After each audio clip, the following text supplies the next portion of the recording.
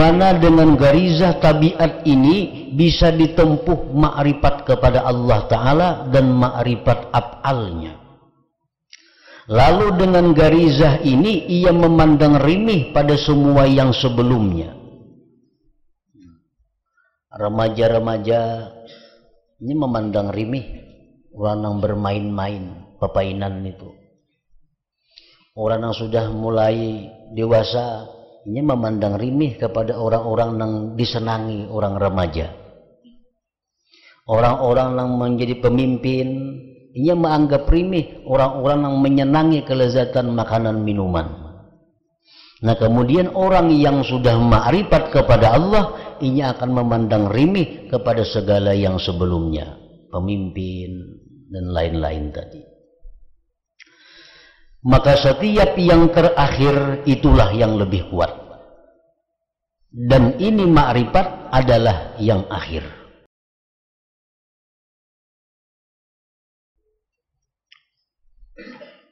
Imam Sufyan Ats-Tsauri radhiyallahu anhu bertanya kepada Rabi'atul Adawiyah. Ujar Imam Sufyan Tsauri kepada Rabi'atul Adawiyah, apakah hakikat imanmu? Apakah hakikat imanmu? Rabi'ah berkata, menjawab, saya tidak beribadah kepadanya Allah karena takut dari nerakanya, dan tidak pula karena cinta kepada surganya. Maka saya menjadi seperti buruh yang jahat. Kalau aku beribadah kepada Allah itu takut dari neraka, atau aku beribadah itu karena ingin surga, maka aku menjadi seperti buruh yang jahat. Buruh itu bekerja karena mengharap upah. Buruh itu bekerja karena mengharap gaji. Nah, kalau kita beribadah kepada Allah mengharap surganya atau supaya terhindar dari nerakanya, maka kita tidak lain seperti buruh. Akan tetapi saya beribadah kepadanya Allah karena cinta dan rindu kepadanya. Itulah jawaban daripada Rabi'atul Adawiyah tentang pertanyaan Imam Sufyan Ats-Tsauri, apakah hakikat iman tadi. Jadi artinya orang yang beriman kepada Allah dengan iman yang sempurna, maka dia beribadah kepada Allah itu semata-mata cinta dan rindu kepada Allah. Orang-orang yang imannya belum sempurna, orang-orang yang imannya dalam proses, maka dia beribadah tidak lepas daripada dua, karena ingin surga atau karena harapan terhindar daripada api neraka. Nah, itu orang yang imannya belum sempurna.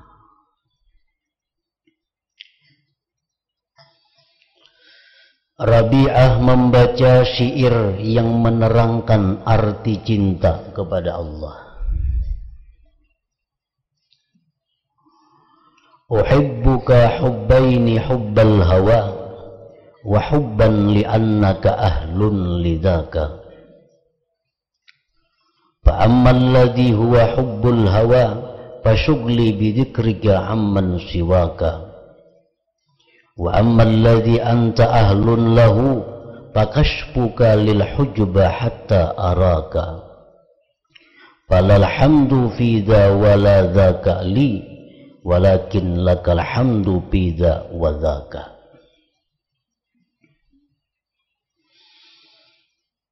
Syair yang dibacakan oleh Rabi'ah itu artinya, saya mencintaimu wahai Tuhan, saya mencintaimu ya Allah dengan dua cinta.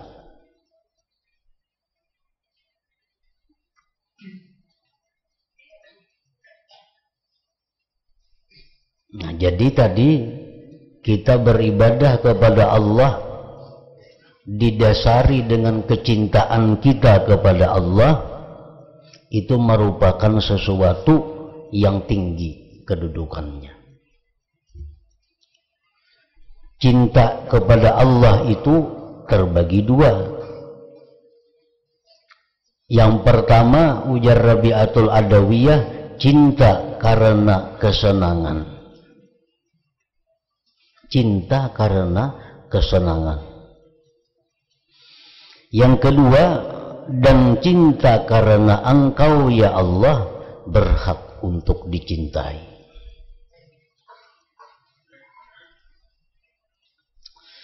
Adapun cinta karena kesenangan, maka kesibukanku selalu menyebutmu dari orang selain kamu. Adapun cinta yang engkau berhak atas cinta itu, maka engkau bukakan hijab dinding untukku, sehingga saya melihatmu. Maka tidak ada puji bagiku pada ini dan itu. Cinta yang pertama, cinta yang kedua tadi. Akan tetapi bagimulah puji pada ini dan itu.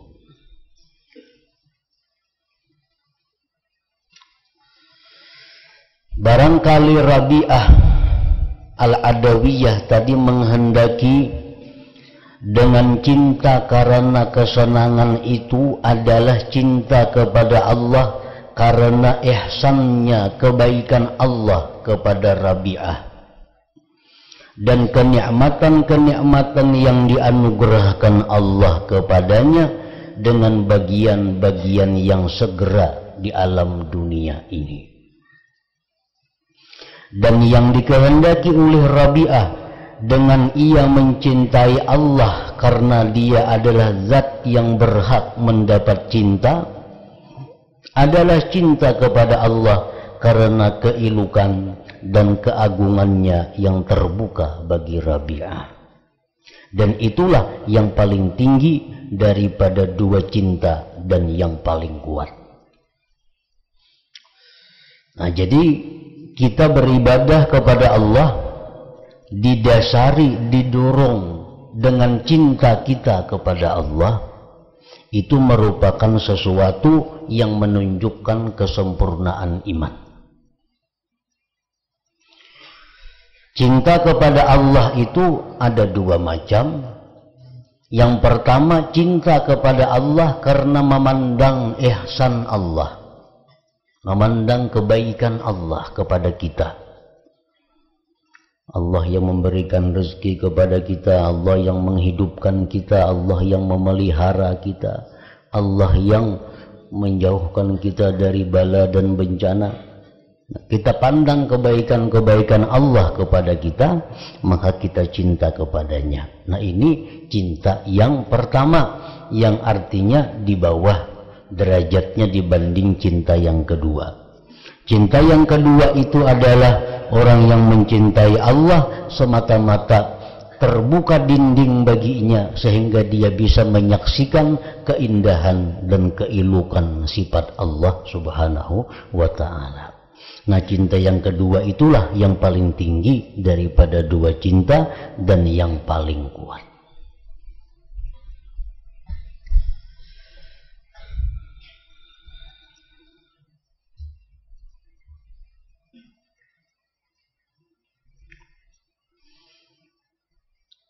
Kita merasakan bahwa kebanyakan kita beribadah kepada Allah itu untuk mencari manfaat dari Allah. Nah, kita puasa, kita bersedekah, kita sembahyang, kita membaca Quran, kita berzikir umumnya kita itu melakukan ibadah-ibadah tadi untuk mencari keuntungan, untuk mencari manfaat kepada diri kita, untuk diri kita. Nah, itu menunjukkan bahwa iman kita belum sampai kepada kesempurnaan. Dan itu pasti dialami oleh setiap orang yang beribadah kepada Allah. Ada orang baca surat Tabarak umpamanya supaya dikubur nyaman. Nah, kan artinya manfaatnya kembali kepada diri. Ada orang baca surat Waqiah supaya rezekinya luas. Nah, itu manfaatnya kembali kepada diri. Ada orang membaca surat Yasin supaya terhindar dari bala bencana. Manfaatnya kembali kepada diri. Ada orang berzikir kepada Allah supaya dengan berzikir ini diberi Allah ilmu yang luas. Nah, kembali kepada diri. Selama kita beribadah itu didasari oleh demikian-demikian tadi, itu menunjukkan iman kita belum sampai kepada yang sempurna. Apabila iman kita ini sudah sempurna kepada Allah, apapun ibadah yang kita lakukan, kita kadang mengharapkan apa-apa lagi dari Allah untuk faidah kepada diri kita. Kalau sudah iman kita ini sempurna, apapun ibadah yang kita lakukan dasarnya hanya satu, karena cinta lawan Allah. Kenapa membaca Al-Quran? Karena aku senang Al-Quran ini kalam Allah. Nah, kenapa aku puasa? Kenapa sembahyang? Karena aku cinta kepada Allah. Nah, ini jarang manusia ada seperti itu. Karena itu orang yang imannya sempurna. Jadi rata-rata kita ini beribadah kepada Allah, ibadah macam seorang buruh tadi. Ada harapan-harapan yang kita minta kepada Allah dengan ibadah. Nah, kedudukan kita seperti itu oleh para ulama disuruh ditingkatkan. Jangan lagi kita beribadah itu untuk meminta manfaat kepada Allah, tapi kita beribadah kepada Allah didasari karena rindu kita kepadanya, didasari karena cinta kita kepadanya. Nah, ibadah yang dilakukan demikian itu nilai ganjarannya kada bisa dihitung, lebih besar daripada beribadah dengan tujuan-tujuan manfaat tadi.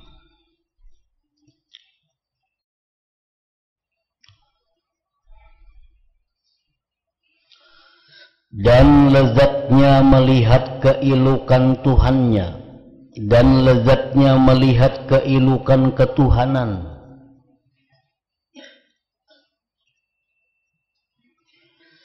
yaitu yang telah diibaratkan oleh Rasulullah sallallahu alaihi wasallam, di mana beliau bersabda menceritakan dari Tuhannya yang maha tinggi.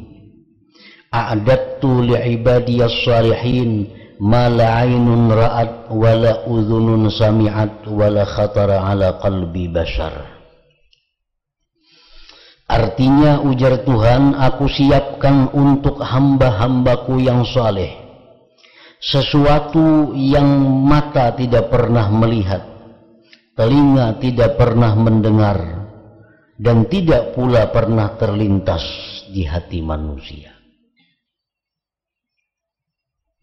Terkadang sebagian kelezatan ini telah disegerakan di dunia bagi orang yang telah sampai kebersihan hatinya kepada kesudahan penghabisan atau kesempurnaan. Orang-orang yang sampai pada puncak kesempurnaan iman,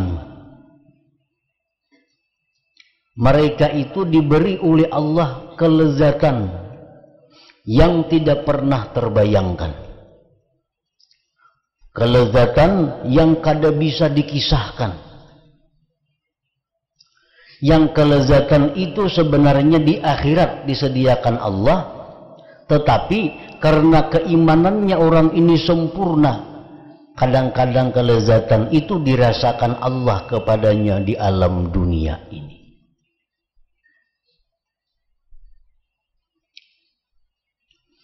Jadi ada orang-orang yang diberi anugerah oleh Allah, yang mana mereka itu apabila beribadah, apabila berzikir, apabila membaca Quran, mereka itu menemukan kelezatan yang kada bisa dikisahkan kelezatannya itu. Nah, itu ada sebagian hamba Allah yang diberikan demikian. Karena imannya sempurna, imannya berada di puncak kesempurnaan. Sebagian mereka berkata, sesungguhnya saya mengucapkan ya Rabbi ya Allah, maka saya merasakan ucapan yang demikian itu di dalam hatiku lebih berat dari gunung. Karena memanggil itu adalah dari belakang hijab dinding.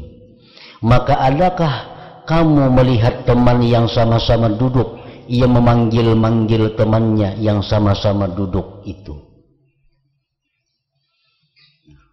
Sebagian orang-orang yang diberi Allah keimanan sempurna, orang yang diberikan Allah makrifat, mereka itu sangat sulit untuk mengucapkan ya Allah, untuk mengucapkan ya Rabbi. Sangat berat mereka mengucapkan itu. Tagal disuruh benaja kita mengucapkan ya Allah, disuruh kita mengucapkan ya Rabbi. Padahal sebagian di antara mereka itu mengucapkan kalimat ya Allah ya Rabbi itu sangat berat. Kenapa berat? Karena ucapan ya Allah wahai Tuhanku itu menunjukkan bahwa Tuhan itu jauh. Kan ya itu ya nida. Ya Rabbi wahai Tuhanku. Nah, itu menunjukkan seolah-olah Tuhan itu jauh sehingga perlu dipanggil. Padahal Tuhan itu sangat dekat dengan kita. Tuhan itu akrab dengan kita. Nah, kalau orang yang dekat duduk betatai maulah memanggil. Kita ini berkawan di hija, duduk betatai, ngarannya Udin, maunya hai Udin, maulah. Kan pada mau kalau tuh. Nah, kayak itu juga orang yang dekat dengan Allah itu, mereka mengucapkan ya Allah, mereka sangat berat. Karena ucapan ya Allah itu ucapan seolah-olah Allah itu jauh dengannya.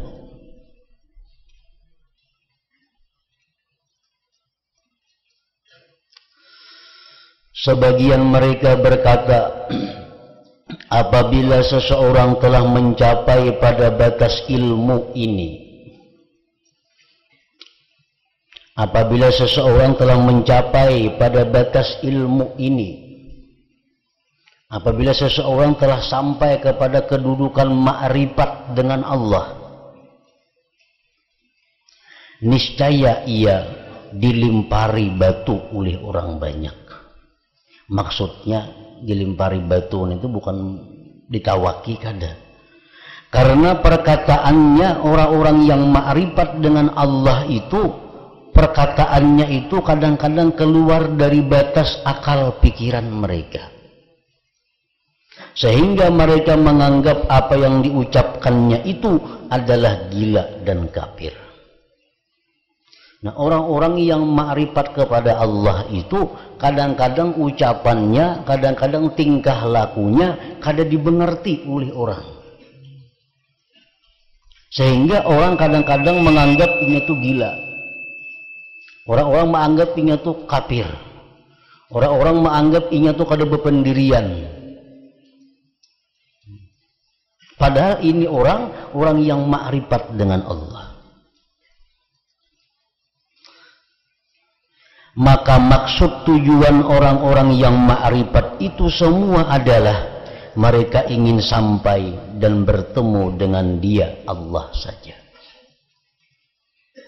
Nikmat ini adalah sebagai pendingin mata yang tidak seorang pun mengetahui apa yang disembunyikan untuk mereka dari nikmat itu. Dan apabila telah hasil nikmat itu, niscaya terhapuslah segala kesusahan dan nafsu syahwat seluruhnya, dan jadilah hati itu tenggelam dengan nikmat-nikmatnya Allah. Maka jikalau ia dilemparkan ke dalam api neraka, niscaya tidak dirasakannya pedih karena ketenggelamannya. Dan jikalau ditunjukkan kepadanya nikmat-nikmat surga, niscaya ia tidak berpaling kepadanya karena kesempurnaan nikmatnya dan sampainya pada batas kesudahan yang tidak ada lagi kesudahan di atasnya. Nah, kalau orang artinya nang sudah ma'rifat lawan Allah itu, inya kada peduli lagi kedudukan dirinya. Hendak diandak ke neraka, hendak diandak ke surga, inya kada menulih kiri kanan itu lagi. Karena yang dihadapinya, yang dipandangnya adalah seorang raja yang maha besar, maha agung, dan maha indah.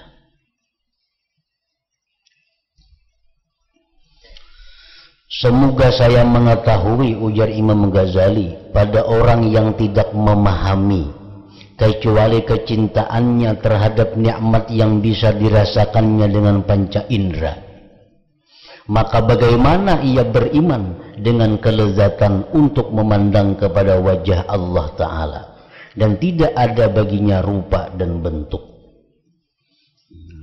Ujar Imam Ghazali, kalau orang itu yang meyakini, kalau orang yang mempercayai bahwa lezat nikmat itu hanya bisa dengan panca indera, maka dia kada akan bisa beriman bagaimana lezatnya memandang wajah Allah itu.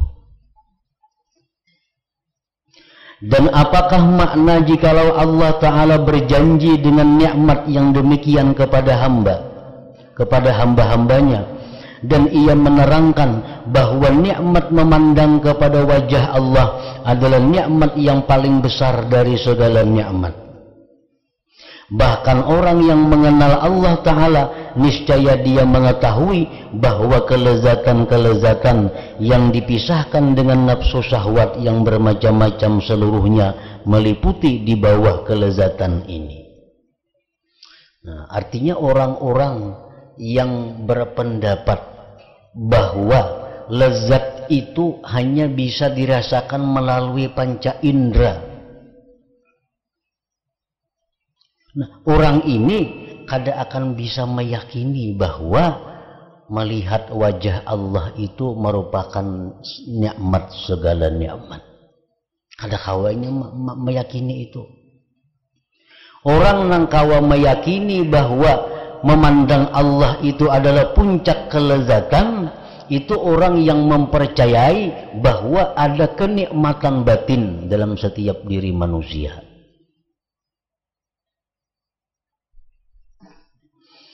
Sebagaimana yang telah diucapkan oleh sebagian mereka dalam syairnya, kanat liqalbi ahwa'un mufriqatun fastajma'tu mudra'at kal ainu ahwa'i fasara yahsuduni man kuntu ahsuduhu wasirta maulal wara mudsirta maulai tarattu linnasi dunyahum wa dinahum syuglan bidzikrika ya dini wa dunyaya wa dunyai.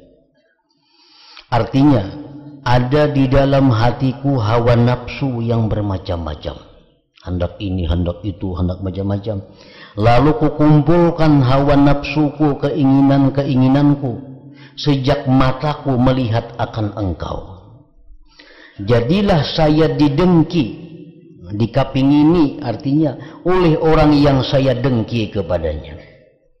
Jadilah engkau, hai Tuhan manusia, sejak engkau menjadi Tuhanku, saya tinggalkan untuk manusia dunia dan agama mereka, karena sibuk selalu ingat kepadamu, wahai agama dan dunia.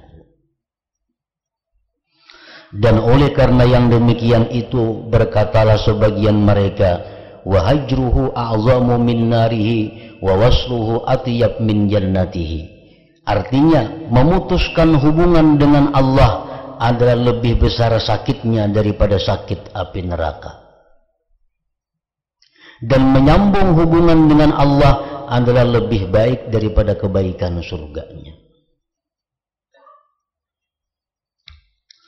Nah, mereka tidak menghendaki dengan ini perkataan tadi, melainkan mengutamakan kelezatan hati pada ma'rifatullah ta'ala atas kelezatan makan, minum, dan kawin. Karena sesungguhnya surga adalah sumber kesenangan panca indera. Adapun hati, maka kelezatannya adalah pada bertemu kepada Allah Ta'ala saja.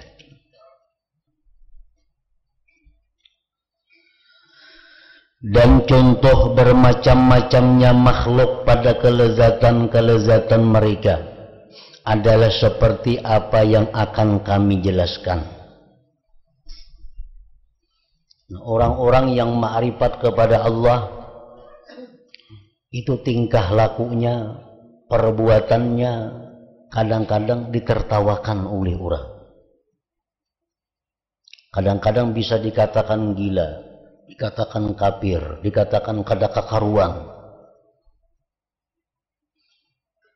Kenapa sebabnya demikian? Imam Ghazali menjelaskan bahwasanya anak kecil pada permulaan geraknya dan mumayyiznya itu tampaklah garizah tabiat, yang mana dengan garizah itu ia merasa lezat bermain-main dan bersenda gurau, sehingga adalah yang demikian itu lebih lezat baginya dari segala sesuatu yang lainnya. Orang yang dalam tahap kekanakan, orang yang dalam tahap kekanakan itu kesukaannya hanya bermain-main, kesukaannya hanya bersenda gurau. Itu yang lebih utama, kelezatannya di situ diberi Tuhan. Nah, kemudian sesudah tampaklah kesenangan pada perhiasan, memakai pakaian yang bagus, dan mengendarai hewan-hewan kendaraan. Sesudah kekanakan itu beranjak remaja, kesenangannya, kelezatannya pada bermain-main itu kurang. Kesenangannya berpindah kepada apa? Kepada berhias, berpakaian yang bagus, berkendaraan yang bagus. Nah, ampihnya bermain motor-motoran, ampih hendak motor bujurannya. Sudah menginjak remaja itu, maka ia memandang rimih bersama kelezatan-kelezatan itu akan lezatnya bermain-main. Nah, orang yang sudah remaja itu ya dibermainkan kada hakon lagi, lewat sudah masanya. Kesenangannya sudah berpindah kepada selain bermain. Nah, kemudian sesudah itu timbullah bagi manusia yang naik dari tahap remaja tadi, timbullah kelezatan bersetubuh dan nafsu syahwat kepada wanita. Lalu dengan demikian ditinggalkannya semua yang sebelumnya untuk sampai kepadanya. Nah, sudah inya remaja, sudah inya ketujuh berhias-hias, kendaraan yang bagus, usianya bertambah, pikirannya, kelezatannya berubah lagi. Pikirannya itu hendak mencari pasangan hidup.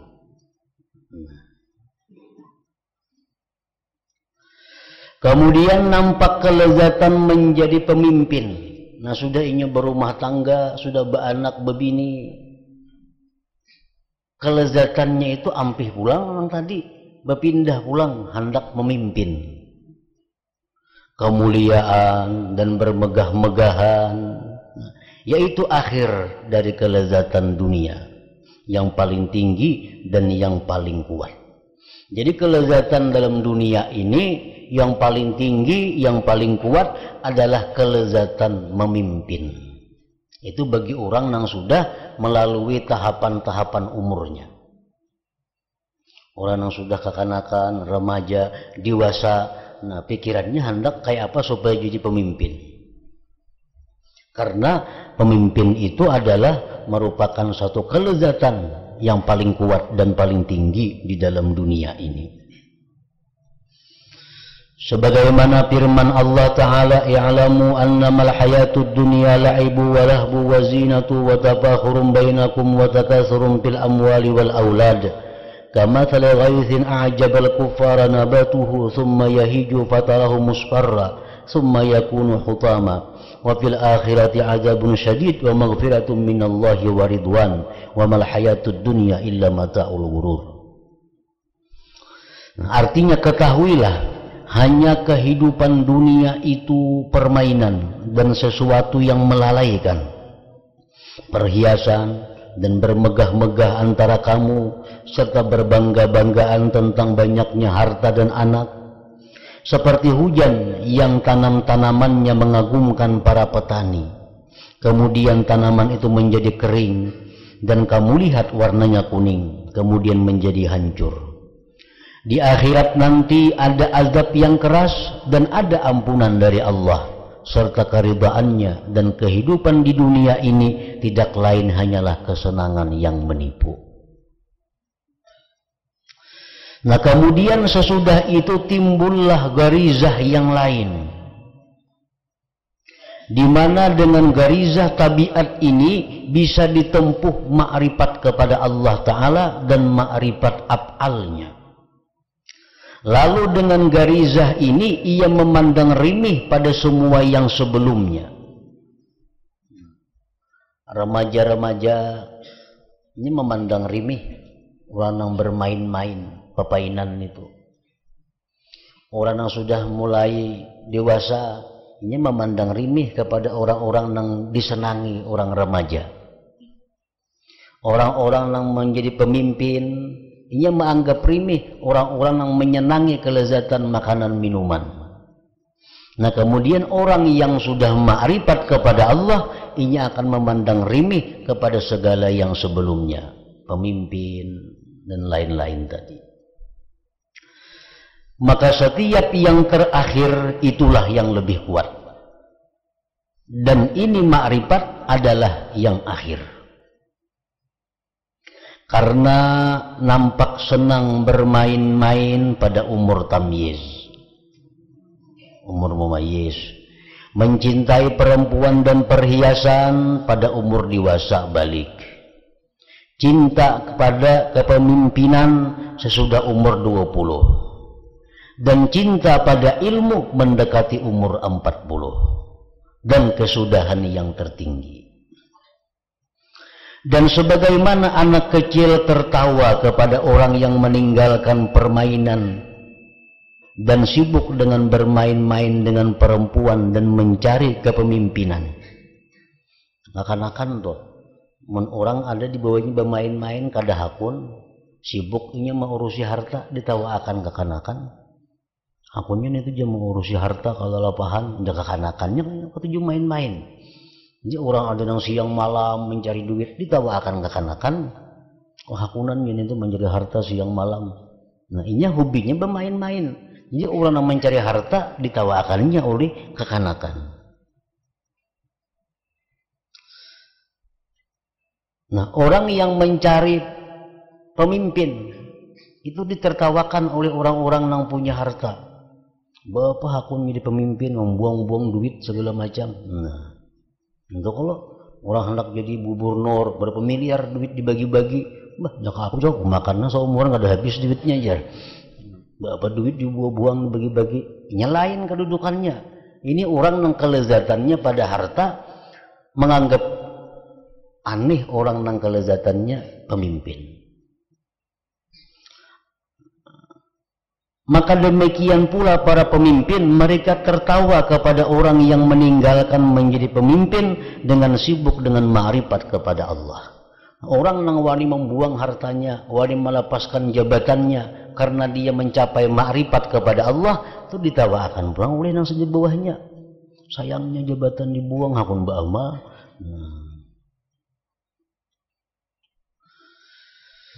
Dan orang-orang yang ma'rifat itu berkata, in taskharu minna fa inna naskharu minkum kama taskharun fasawfa ta'lamun. Artinya, jikalau kamu mengijik kami, maka sesungguhnya kami pun mengijikmu. Sebagaimana kamu sekalian mengijik kami, kelak kamu akan mengetahui siapa yang sebenarnya yang berhak untuk diijik dan diulu-ulu itu. Nah, jadi itu yang dimaksud, artinya orang-orang yang ma'rifat kepada Allah itu kadang-kadang ditertawakan, kadang-kadang dianggap aneh oleh orang-orang yang berada di bawah kedudukannya.